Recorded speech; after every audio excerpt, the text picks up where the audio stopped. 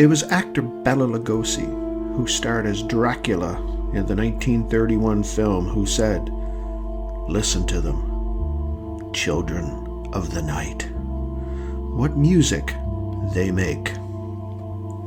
Hello, students, and welcome to All Lit Up, the podcast about literature.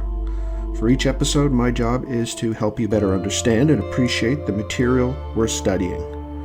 I'm your host, David Wilson, and in today's show, we take an in-depth look at Mary Dalton's poem, Transylvanian, and how our love for Dracula never dies. Mary Dalton's 1989 poem, Transylvanian, is short enough that I think we can read it out and listen to it. It's the yen for that Dracula love, the cape, the black cravat, those opium eyes, the voice like honey, the flaring of those aristocratic nostrils. Oh, for those deliciously pointed, snowy teeth to sink into flesh, needle in, suck out will, lifeblood, dull day.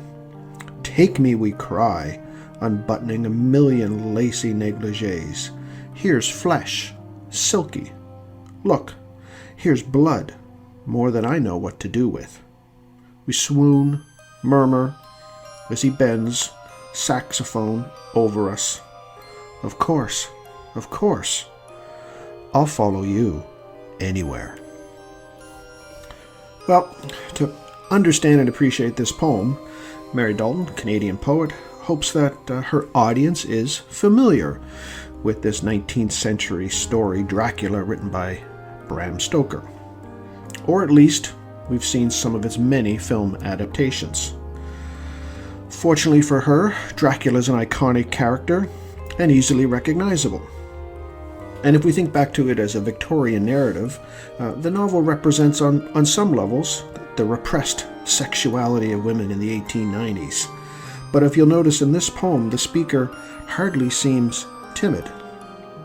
The title, Transylvanian, translates literally to beyond the forest, on the far side of the forest. And that's a region that we would find today in modern Romania.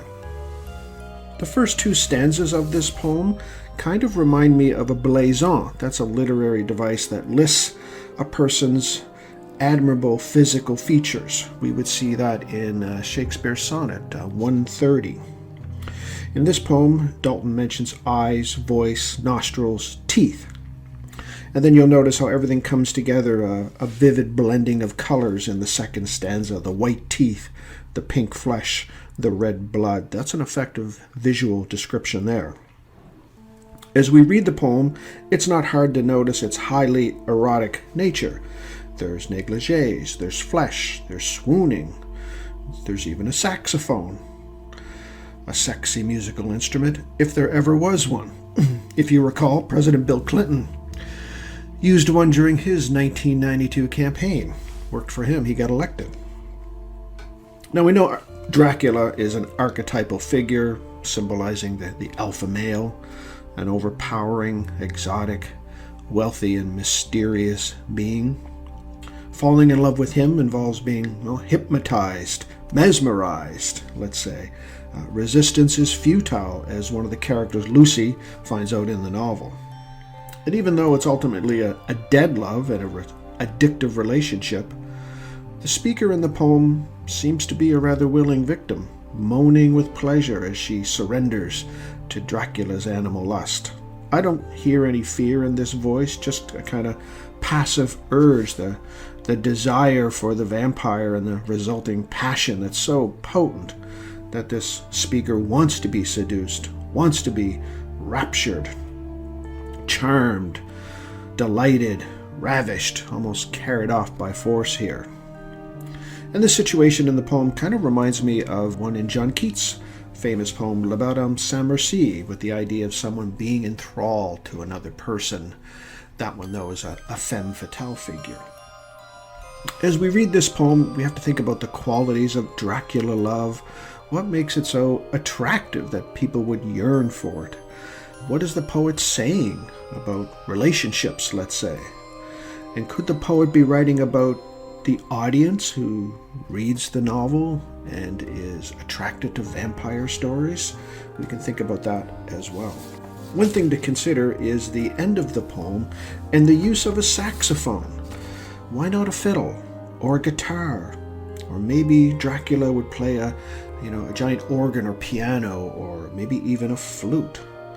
So you have to think about the imagery being used here. There might be something about the shape of the saxophone that suits the description here, but I also think Mary Dalton understands that the history of this instrument that was invented in the early 19th century by Adolphe Sax, the Belgian instrument maker. And the saxophone has a rather interesting history and a nickname. It's been called the Devil's Horn. Yes, it's the serpent of horns, let's say, because its alleged powers are dark and diabolical. So it's been a controversial instrument for about 200 odd years, that it's kind of carnal and seductive and sexual and sultry, and it's been outlawed in various places. For instance, in the early 20th century, before the First World War, Pope Pius X banned the saxophone from the Catholic Church. The church felt that the instrument was disgusting and scandalous. And around World War I, there were magazines in the United States warning women that if they listened to the saxophone, they wouldn't be able to tell right from wrong. That was impolite for a woman to listen to music that had a saxophone in it. In the 30s and 40s, the Nazis dismissed the saxophone. They said it had a seedy reputation. They were linking it to blues and jazz. They referred to that kind of music as like jungle music because, again, a lot of African Americans would have been playing the saxophone. So they saw it as kind of degenerate, decadent. The Soviets also banned it too.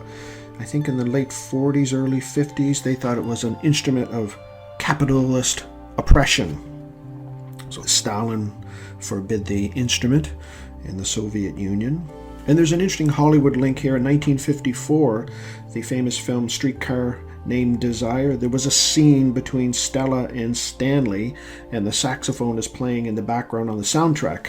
When the film was presented to the censors, it was a strict code back then, the Hays Production Code, they wouldn't endorse the movie because of that soundtrack. They said the saxophone had to be taken out of it. So that's a little bit of the history of the saxophone. And as we know, the instrument certainly played by men up until recently. Think of John Coltrane, Louis Jordan, Charlie Parker. I think Van Morrison plays it. David Bowie played it. It really isn't until the last couple decades that it's become an instrument played by a lot of women. Probably in a lot of ways, maybe Lisa Simpson, the cartoon character. Remember she plays the saxophone? Perhaps she helps popularize the instrument. If you're interested in more information about this instrument, the Devil's Horn, there was a book written about it in 2006, The Devil's Horn, The Story of the Saxophone from Noisy Novelty to King of Cool. And then I think there was a film version made of that book in 2016, a documentary called The Devil's Horn. So you can check those out if you want. Thanks for joining me on this episode of All Lit Up. If you have any questions, review that main reading, review the notes in Module 1, send me an email. And remember what actor Bill Nighy, who starred in a film about vampires called Underworld, said, "Everyone kind of likes a vampire story because it could almost be true." Until next time, keep reading and writing, and we'll see you online.